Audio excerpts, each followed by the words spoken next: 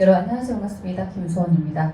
자, 제가 오늘 이렇게 영상을 촬영하게 된 이유는 이 코레일 샘플 문항, 철도공사 샘플 문항이 공개가 됐습니다. 매 공채 때마다 샘플 문항을 공개를 하긴 하는데 유형이 아주 특별한 건 아니에요. 이번도 마찬가지로 영역마다 세 문항 정도씩 공개가 됐는데 문제가 아주 어렵다기보다 좀 가지에 풀만한 문제가 좀 있는 것 같습니다. 여러분들이 풀이하신 내용들을 좀 제가 살펴봤었거든요. 근데 그 중에서 1번 응용계산 문제 여러분들 많이 어려워하시는 것 같아요. 2번과 3번은 특별하게 어려운 부분이 많이 있진 않지만 1번 문항을 풀이하시는 그 과정이 2차 방정식의 인수분해까지 가수하지 답을 내는 것. 물론 그렇게 해보려면 하긴 하겠죠. 근데 시험장에서 우리가 그렇게까지 푼다고 하면 시간 너무 오래 걸릴 거거든요. 그렇게 풀 거면 다른 문제로 넘어가는 게 나을 수도 있습니다. 그래서 오늘은 이 문제를 조금은 다른 방법으로 답을 한번 확인해보는 그런 시간을 가져볼게요. 1번 문제, 일단 문제 내용 같이 봅니다. 자, 길이가 6km의 터널이 양쪽에서 150m 길이의 A 열차와 200m 길이의 B 열차가 동시에 진입을 했습니다. 일단 단위가 다르네요. 6km라고 시작을 하고요. 길이는 150m, 200m 단위가 이제 두 가지로 나와 있습니다. 자, 그 다음에요.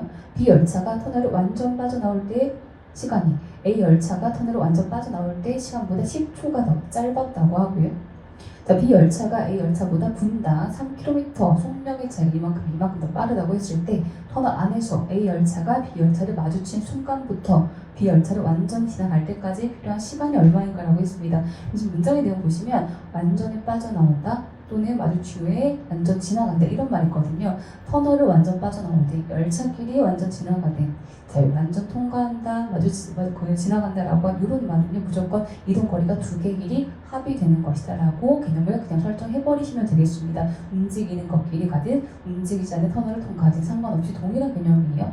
자, 여기서 단위부터 좀 맞춰볼까요?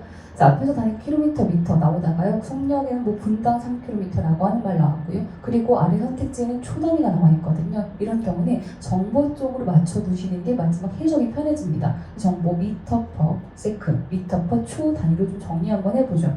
자, 분당 3km라고 하는 이 속력의 관계도 미터 퍼 초로 좀 바꿔볼게요. 자, 3km 퍼 분, 지금 요만큼 나와 있는 거거든요. 하나씩 바꿉니다. 3km 3000m로 바꿀 거고요. 자, 1분에 60초가 되겠죠. 그래서 미터 퍼 초로 정리했던 60분의 3000인 겁니다. 50 미터 퍼 그만큼의 차이가 나는 거네요. 자, 그러면 여기서 이제 A 열차 속력을 A로 본다고 하면 그럼 B 열차 속력은 이것보다 이만큼 더 빠른 거거든요. A 플러스 50 이만큼 분력이 되겠죠. 미터 퍼 세컨인 거고 이것도 이제 미터 퍼 세컨 이런 단위가 됩니다. 이만큼 더 빠르다라고 했어요. 자, 완전히 통과한다 빠져나온다고 하는 것은 두 개 길이 합의된다고 했었죠. 그러면 마지막 묶어볼까요? 터널 안에서 A가 B를 마주친 순간부터 B를 완전 지나갔다고 했을 때 A 열차의 길이 얼마였죠? 150m였습니다. 이거 150m짜리예요.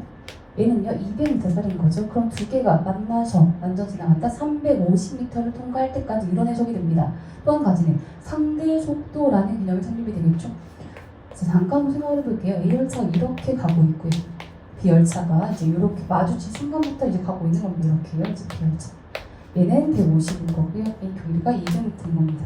여기서 B가 A를 통과했을 때 150m만 간다고 해도 통과 안 되죠. 200에서 빠져나가야 되는 거예요. 그치? 거리는 두 개 길이 합의되어야 되는 게 맞는데 속도가 문제인 거죠. 속도가. 반대로 할 때는 상대 속도가 합의됩니다.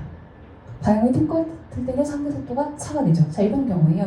만약에 예를 들어서 A 속력이 만약에 100이라고 써볼까요? 속력. B 속력은요 200이라고 써볼게요. 그러면 얘가 100 갈 때 200은 너무 빠른가요? 150 생각해볼까요?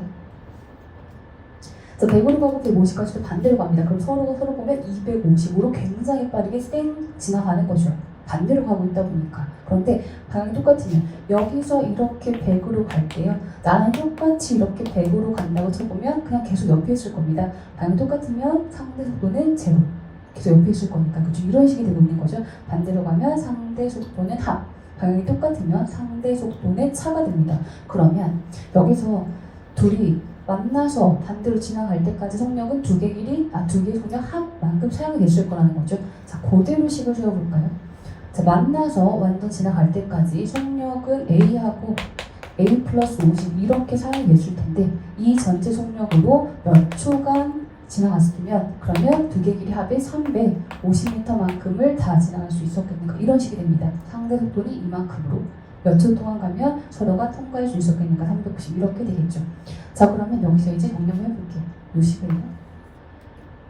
자 2a 플러스 50 2a 플러스 50이 이제 곱하기 시간 t 해놓고 이제 350 이렇게 되는 건데요. 문제는 이걸 지금 풀이하는 과정을 잔뜩 보면 2차식 그리고 인수분해가 됩니다. 우리 여기서 이제 선택지를 활용해 볼게요. 선택지를 활용합니다. 선택지가 정보가 되는 거죠.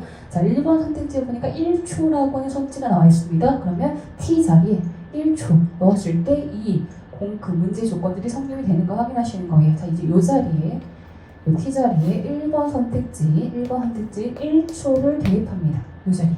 자, 1초 넣었더니요. 그럼 곱하기는 의미가 없긴 하겠죠. 그렇죠? 그러면 그대로. 자, 2a 플러스 50은 350. 그러면 이 a는요? 300 되니까 a는 150 되는 거거든요. a가 150이라고 하면 아까 여기다 갖다 넣으면 그럼 b는 200이 되겠죠. 그렇다면 b는 200이 돼요. 자, 이제 이걸 확인하시는 건데 확인을 어떻게 할 거냐면 그런 말 있었잖아요. A가 터널을 통과할 때까지 걸린 시간과 B가 통과할 때 걸린 시간이 10초 차이라고 했어요. 거기다 넣어보죠. 자, 터널 길이는 6km, 6,000m가 됩니다. 그리고 통과는 두 개 길이 합의된다고 했습니다. A가 터널 통과하는 것은 6,150의 길이가 필요한 거고요. B가 통과할 때 6,200이 필요한 거죠. 갖다 넣을게요. 자, A가 통과하는 거.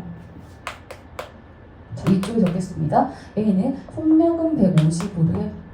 터널 길이 6,000에 자기 길이 150까지 6,150. 이게 A가 통과했을 때 걸린 시간이에요. B는요.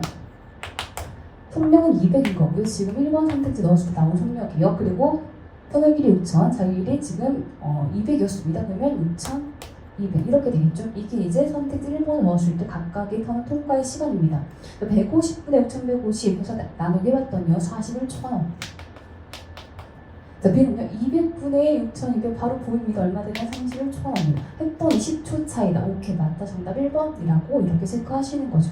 만약 이게 아니었다고 하면 2번, 3번, 4번 중에 넣을 텐데 아무리 봐도 2번하고 4번이 1.5초, 2.5초는 뭔가 깔끔하게 안 나올 것 같죠? 그래서 뭐 1번 또는 3번 저도 한번 의심을 해보시는 겁니다. 그럼 이렇게 풀지 않으면 2차식 인수분해 하다 보면 포기하실 거거든요. 최대한 선택지를 활용하시는 거고요. 선택지 활용 능력도 분명히 실력의 차이가 됩니다. 한번 다시 쭉 설명드립니다. 자, 일단 단위부터 맞췄습니다. 50m/초 초단위를 맞췄고요. 그리고 그걸 통해서 그럼 A 속력이 A라고 하면 B는 이것보다 50 빠른 것이다 라고 넣었어요. 두 개 길이 각각의 길이다 적어둔 거고요. 그리고 마주쳐서 통과할 때까지 걸린 시간을 구하는 거였는데요. 그때 속력은 상대속도 두 개 속력이 합의됐었고요. 그때 이 시간으로 두 개 길이 합만큼 350을 통과를 해야 된다 이런 식이 됐었죠. t를 구하는 과정에서 선택지 넣었습니다. t자 1초라고 하면 했을 때 2a 플러스 50에 350 그래서 a 값을 구했더니 150이 나왔습니다. 그럼 a가 150이면 b는요? 그러면 200이 되겠죠. 그렇죠? 이렇게요. 그래서 150과 200일 때 문제 조건이 성립이 되는가를 확인해 봤던 겁니다. a는 통과할 때까지 6150인데 속력 150 그럼 시간은 41초가 나올 것이고 B는 200 속력으로 6200을 터널을 통과했다라고 하면 속력 시간에 37초 나올 것이고 했던 10초 차이 오케이 괜찮다. 정답 1번라고 체크 한번 해보시는 거죠.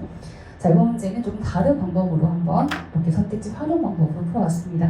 1번 문제였고요. 자, 그 다음 2번 문제 가봅니다. 자, 2번 문제는 뭐 현선 별로 필요가 없는데요. 아마 정답을 내는 과정에서도 크게 어렵지 않으셨을 것 같아요. 자, 내용은 다음에 지난 10년간 우리나라 일부 품목의 소비자 물가 지수 그래프입니다. 설명이 틀린 것은이라고 했죠.